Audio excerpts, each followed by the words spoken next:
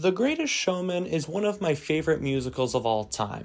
In fact, it was the first live action musical I had ever seen, and in terms of live action musicals, it is probably the best. Yes, it's better than Wicked, go cry about it. The movie is based on the creation of the circus, where Phineas Taylor Barnum, played by Hugh Jackman, creates an anomaly of a show where people of all different colors, shapes, and sizes perform to the common folk of 19th century America. Some of these people included a bearded woman, a short man who played a general, and a lady whom Barnum claims to be George Washington's personal nurse. Wait, what? Now, if you've seen the movie, you're probably really confused. Why would you bring up a woman who doesn't appear in the movie and not someone like the Wheeler siblings who did trapeze? You know, one thing I should... You know they created those guys for the film, right? In fact, a lot of what happens in The Greatest Showman did not happen. Like, at all. So, I invite you to join me, young historian, or old historian, I won't judge, as we take a look at the historical inaccuracies of The Greatest Showman. Okay, so originally I had put down that Phineas never met Charity until his dad was dead, but upon further research, I found out that they didn't get married until his father was dead. And in fact, they were childhood friends. So, I guess that's a point for the historical accuracies. During the A Million Dreams montage, there is an American flag in the background with a number of stars on it. How many stars are on it? 24.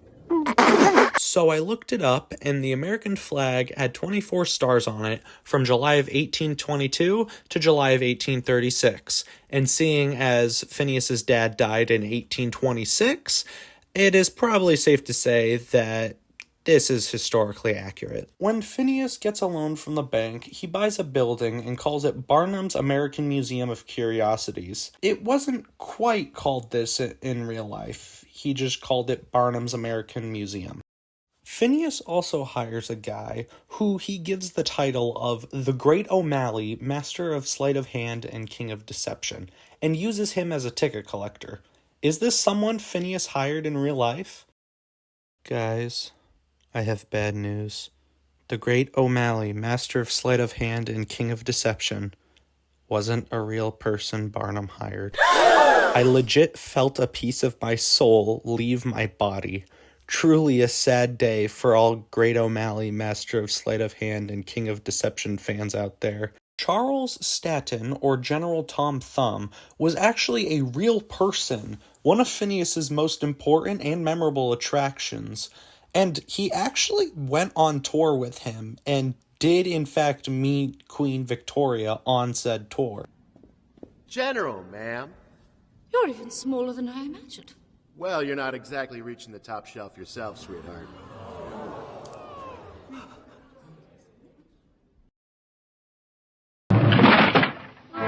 When a critic comes to the circus, Barnum calls him Mr. Bennett from the Herald. So I went to Letterboxd, where you should follow me, and they said that Paul Sparks plays James Gordon Bennett in The Greatest Showman. So I looked it up, and yes, James Gordon Bennett Jr. was a publisher for the New York Herald.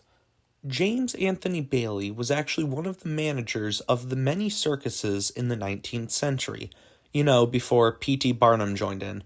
Yeah, I don't know how I went this long without saying this, but Barnum was not the creator of the circus. Bailey allegedly was. But if Bailey is so important, then why isn't he in The Greatest Showman? Well, he is. You see, they couldn't get the rights to his name, so they called him Philip Carlyle throughout the entire movie. And if you remember, he did not create the circus in the movie. In fact, he doesn't appear in the movie until 34 minutes in, and Barnum creates the circus, so yeah, this is not accurate.